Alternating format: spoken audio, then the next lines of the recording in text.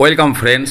30শে জুলাই 2024 মধ্যশিক্ষা পর্ষদের পক্ষ থেকে অত্যন্ত গুরুত্বপূর্ণ একটি বিজ্ঞপ্তি দিয়েছে, যে বিজ্ঞপ্তি বিদ্যালয়ের প্রধান শিক্ষক এবং সমস্ত শিক্ষক শিক্ষিকা এবং শিক্ষাকর্মীদের ক্ষেত্রে প্রযোজ্য।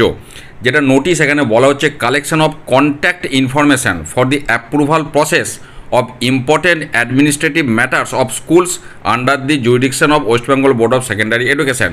এর মধ্যে শিক্ষক শিক্ষিকা শিক্ষাকর্মীদের বিষয়েও কিন্তু জড়িয়ে আছে এবং এখানে বিদ্যালয়ের সমস্ত প্রধান শিক্ষক শিক্ষিকাদের উদ্দেশ্যে বলা হচ্ছে যে এই সমস্ত তথ্যগুলি সাবমিট করার জন্য সেই পদ্ধতি এখানে বলা আছে।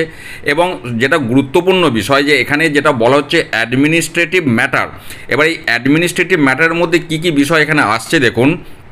যেটা বলা হচ্ছে আপনার যেমন অ্যাপ্রুভিং লিভ কেসেস, এবং অনেক শিক্ষক শিক্ষিকা শিক্ষাকর্মীর ছুটি সংক্রান্ত বিষয় মধ্যে বোর্ড থেকে পারমিশন করাতে হয়, তো সেই লিভ কেস। তারপরে constitution of managing committee, renewal of the school recognition, changes in school name or address by communicating through electronic medium. কাজে এখানে কিছুগুলো উদাহরণ দিয়েছে যে এই সমস্ত অ্যাডমিনিস্ট্রেটিভ পারপাস যেগুলি আছে এই সমস্ত ক্ষেত্রে, যেমন বিদ্যালয়ের নাম, বিদ্যালয়ের ঠিকানা, phone number, official phone number এবং ইমেল অ্যাড্রেস দিতে হবে। একই রকম কনসার্ন ইনকামবেন্ট, সেটা শিক্ষক শিক্ষিকা শিক্ষাকর্মী যিনিই হন না কেন, তার নাম, তার ডেজিগনেশান, তার নিজস্ব ফোন নাম্বার এবং মেল অ্যাড্রেস কিন্তু দিতে হবে।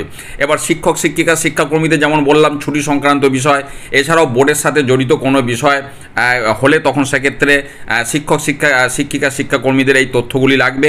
আর যে বিষয়টি বিদ্যালয় সম্পর্কিত শুধুমাত্র, সেক্ষেত্রে বিদ্যালয়ের এই তথ্যগুলি লাগবে। তো এইগুলি কালেকশন করার প্রক্রিয়া শুরু হয়েছে, সেটা মধ্যশিক্ষা পর্ষদ থেকে আজকেই বিজ্ঞপ্তি দিয়েছে। এই তথ্য আমি আপনাদের সাথে শেয়ার করলাম। ভালো থাকুন, সুস্থ থাকুন, ধন্যবাদ।